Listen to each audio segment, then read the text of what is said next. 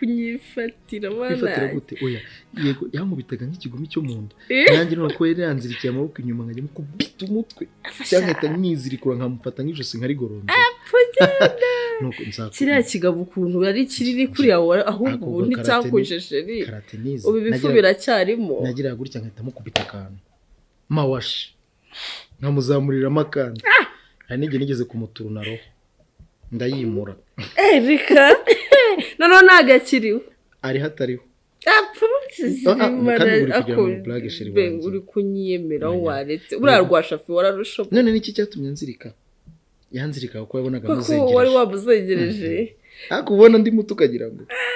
sheri namukubita gutuntu twagurya nkazamuza twagurya nkikuza twagurya agahita acanganyikirwa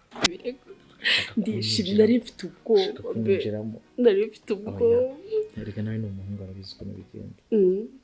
ahubwo buriya bavuga ati gusa uyu mutipe w'umukozi wo mu rugo kukanyigisha iki cyane n'ukuntu cyiza yarumiwe ariko sheri nose bavuga ko ari cyiza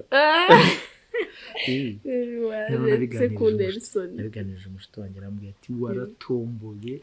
nkunda ukuntu uriya mukobwa yicisha bugufi ni ukuri bibi nta kintu kinshimishije ukuntu Dani yabyakiriye akaba duhaye amahoro n'abandi bazabyakira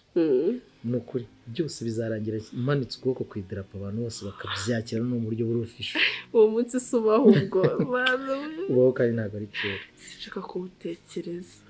ariko Dani ni ikimenyetso cyiza ko n'ibindi bizakunda n'abandi bazabyumva numvaga mfite isoni ahubwo wenda kagihozo niko sinzi ukuntu wenda ntabwo ndahura nawe kuva naza vizavi maso ku maso ntacyo kambwiye kariya so wakagirira ubwoba uzi ko niba byose bijya kuba byahereye kuri gihozo ariko harya se watangiye kunyangahangaha uyazanye ngenda nkaganiriza gake umva kifa musaza wanjye mukuru abyumvisha ibindi ntabwo bindeba ndeba uriyumva gute meze neza cyane uheruka guseka ryari kera nta nubwo byibuka ndagukunda sho ndagukunda si wowe uje gukora iki hano